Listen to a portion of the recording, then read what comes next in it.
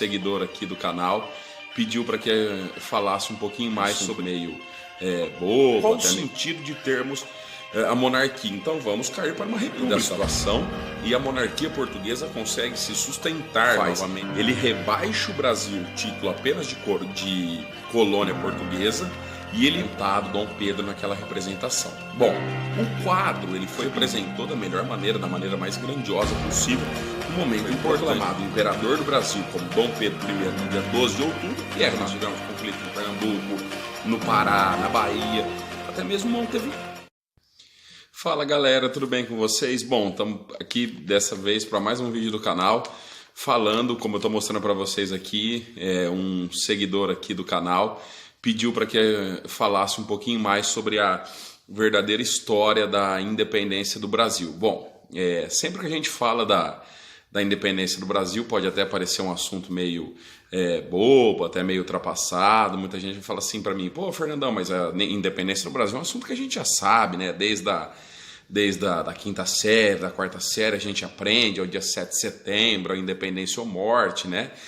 Mas como apareceu essa palavrinha, a verdadeira história da independência, alguns ficaram intrigados e vieram me perguntar por que a verdadeira história da independência, né?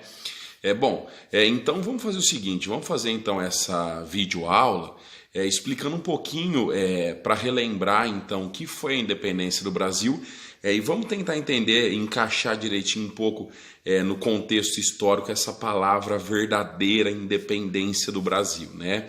A verdadeira história que surgiu aí nesse comentário e deixou alguns seguidores aqui do canal um pouquinho intrigados com essa palavra verdadeira. Então, só para a gente se localizar aí na história, a gente tem que sempre voltar ao passado e chegar no ano de 1807, na verdade, no dia mais específico, no dia 29 de novembro do ano de 1807. O que estava acontecendo?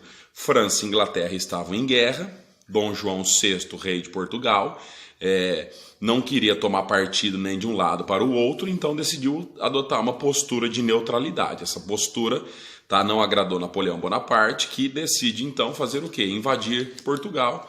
E ele não tem outra saída a não ser o quê? Fugir para sua colônia mais rica, que na época era o Brasil. Então, no dia 29 de novembro de 1807, apoiado pela escolta inglesa, ele foge em navios portugueses, apoiados pela escolta, pela marinha inglesa. A família real, junto com aproximadamente 10 mil pessoas, vieram padres, vieram médicos, vieram professores, e a nobreza, quase toda a nobreza portuguesa da época, vieram para a sua colônia mais rica, que era o Brasil na época. Então, eles chegam no Brasil e automaticamente, quando eles chegam no Brasil, a primeira medida que Dom João VI toma é transformar o Brasil no dia 28 de janeiro de 1808. O que ele faz?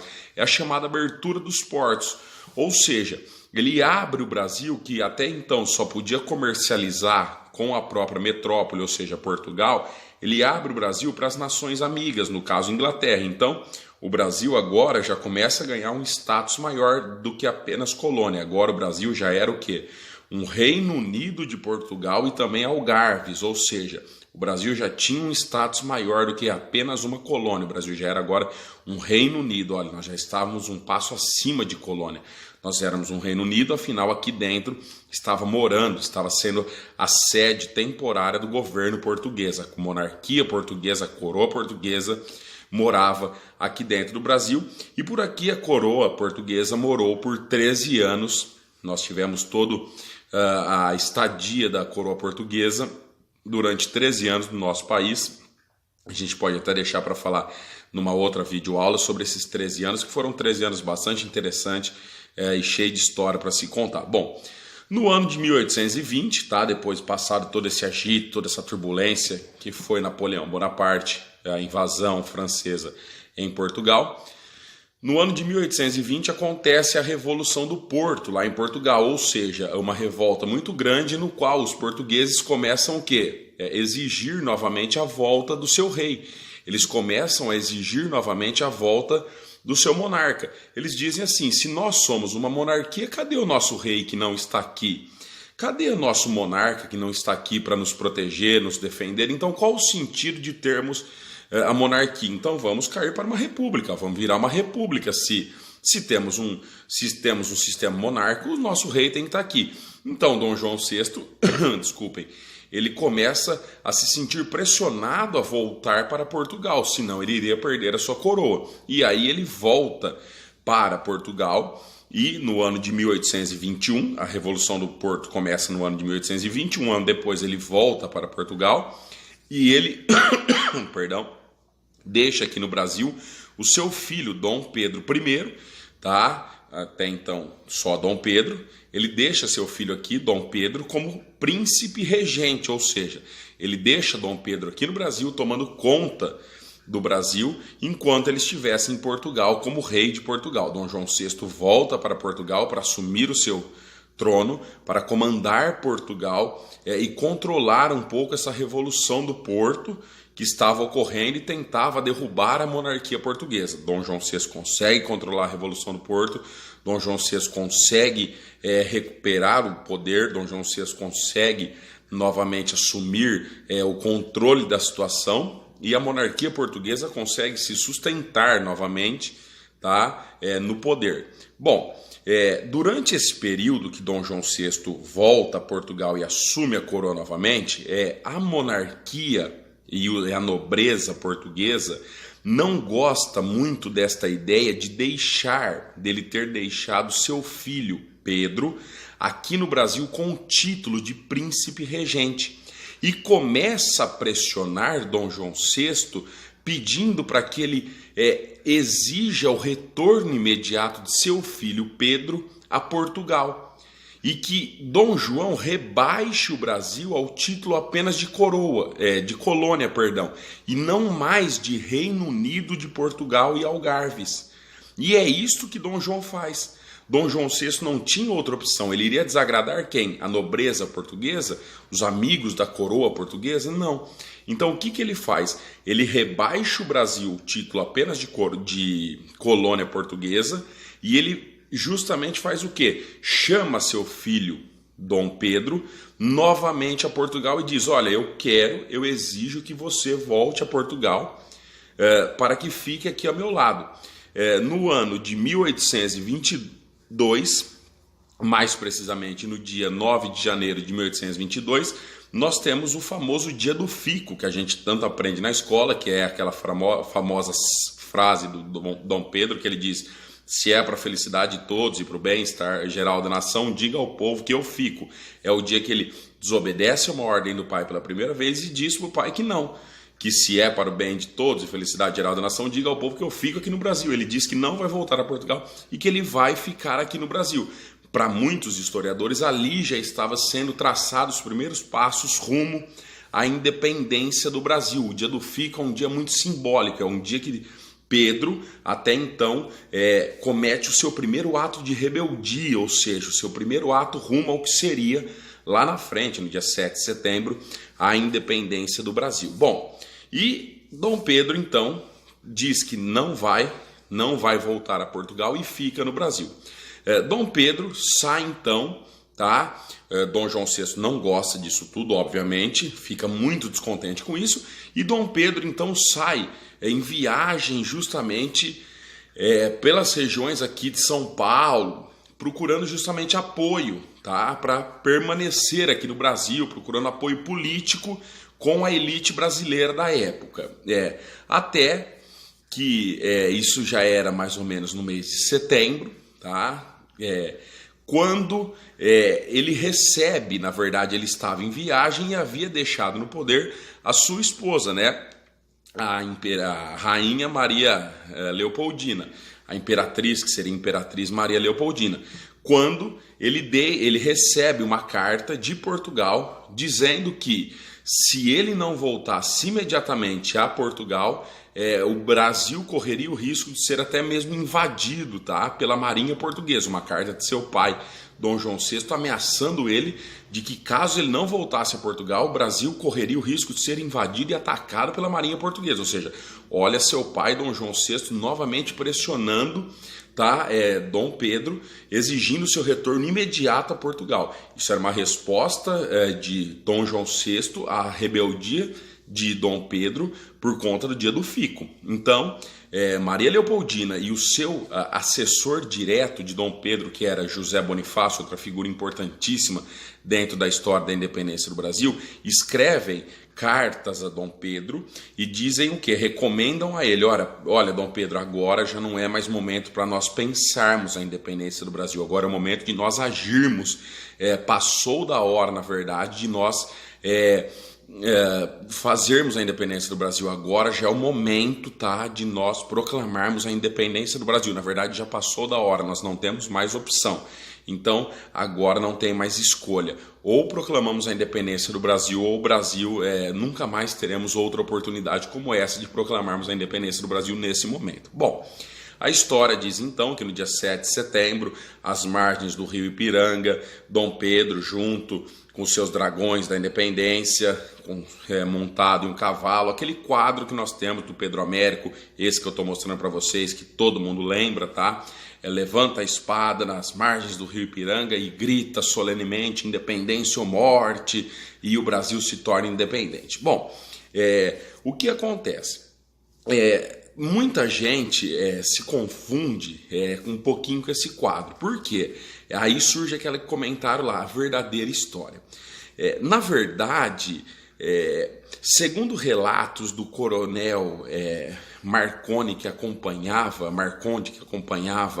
a comitiva na época, o trajeto São Paulo até o Rio de Janeiro, pelo fato de ter a Serra do Mar, eram feitos com animais de carga que aguentavam subir a serra. Então, era mais provável que seria uma mula e não um cavalo todo bonito, como estava montado Dom Pedro naquela representação. Bom, o quadro ele foi pintado por Pedro Américo 66 anos após a independência do Brasil e foi encomendado pela família real no sentido de se registrar um grande momento. E, logicamente, o pintor Pedro Américo representou da melhor maneira, da maneira mais grandiosa possível, um momento importante da história do Brasil. Então o quadro ele tem todo um direcionamento possível.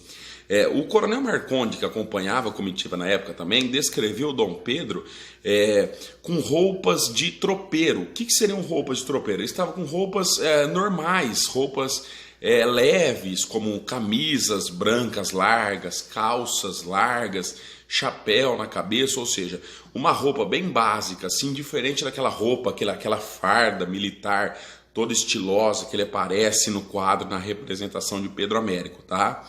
E um outro relato também descrito pelo coronel Marconde, que acompanhava a comitiva na época, é de que Dom Pedro estava passando por alguns problemas intestinais, porque havia comido alguma coisa que não tinha caído muito bem, talvez um pastelzinho de Belém, né, no caminho de volta, né, na casinha, alguma coisa não caísse bem Dom Pedrinho, né, então alguma coisa pode ter, deu algum diarreia, algum desajuste intestinal, aí Jesus estava talvez se aliviando em alguma moitinha ali, alguma coisinha assim, então estava com algum probleminha intestinal. A gente sabe que o problema da diarreia é complicado e pega a gente de surpresa de vez em quando. Então era esta situação da independência do Brasil e até mesmo os dragões da independência que cercavam, né, Dom Pedro ali naquele momento, nem mesmo existiam naquela época, né?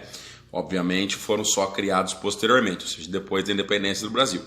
Bom, voltando a falar sobre a independência do Brasil, Dom Pedro foi proclamado imperador do Brasil como Dom Pedro I no dia 12 de outubro, tá, de 1822, que era inclusive a data do seu aniversário, e ele só foi comunicar a papai de que ele havia feito essa rebeldia de tornar o Brasil independente no dia 1º de dezembro de 1822, quando ele manda uma carta, tá, para o seu papai, escrito: querido papai, tornei o Brasil independente, ou seja, descumpri a ordem do senhor novamente e tornei o Brasil independente. Bom, para muitos a independência do Brasil, Fernandão, então a independência do Brasil foi um fracasso, né? Porque eu assisti um filme lá, a independência dos Estados Unidos foi mais chique, né? A independência dos Estados Unidos foi mais bonita, saiu guerra, as 13 colônias, teve espadada, teve bomba, teve espadada, teve tiro para tudo que era lado, até lá foi mais bonito. Quem disse que a independência do Brasil também não foi uma coisa pacífica? A independência do Brasil não foi tão pacífica assim. Nós tivemos guerra, tá? Na verdade, nós tivemos 2 anos de guerra. Nós tivemos conflito no Pernambuco, no Pará, na Bahia, até mesmo Montevidéu, que na época pertencia ao Brasil também, tá? O que nós tivemos aqui, né? Mas eu aprendi no livro que a independência do Brasil ela foi comprada. Sim, na verdade, a independência do Brasil ela foi feita um acordo que no dia 29 de agosto de 1825, Dom João VI, rei de Portugal, então, manda o chamado Acordo de Amizade e Aliança, ou seja, ele diz o quê? Já então que você quer ser independente, tudo bem, pague por isso. Na época, a independência do Brasil custou 2 milhões de libras esterlinas, que era muito dinheiro. Então ele disse o quê? Já que você quer se tornar independente, então, tá, meu filho, você torne-se independente, mas a única exigência que eu faço é que você me pague, então, 2 milhões de libras esterlinas, que na época era muito dinheiro, uma quantidade muito grande de dinheiro, e o Brasil até precisou pegar emprestado, isso daí da Inglaterra na época, para poder pagar, e foi pagando, financiando, a gente deu um jeitinho, né? Deve ser por isso que a gente adora, né? O brasileiro adora um crediário nas Casas Bahia até hoje, o brasileiro adora um parcelamento, né?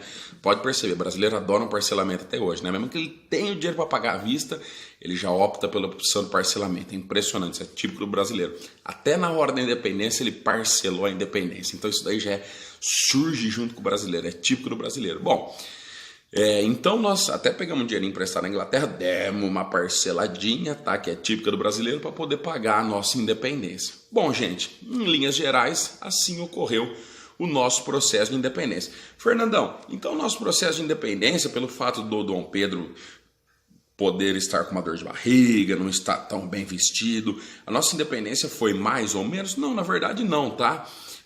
O fato de como ele estar vestido, aonde foi a independência do Brasil, o fato dele ter ou não ter uma dor de barriga ali na hora, não diminui o fato da independência, não muda e não altera em nada o processo de independência do Brasil.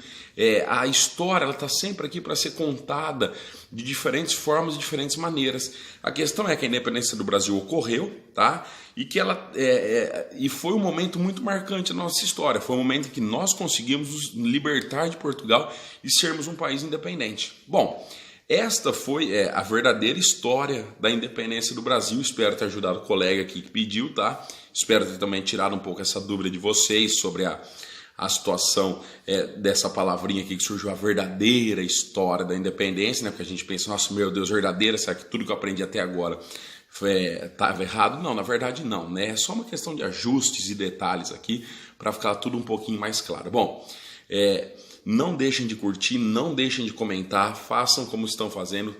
Muita gente pedindo aulas aí, tá super legal, as aulas voltaram, a correria tá grande, vocês sabem como é a vida de professor, mas sempre que dá eu vou gravando os vídeos. Agradeço de coração aí, o feedback de vocês está bem legal. Não se esqueçam de curtir, não se esqueçam de comentar, não se esqueçam de se inscrever no canal, tá? Ativar as notificações. É isso aí, galera. Até a próxima aula, um abraço, fui!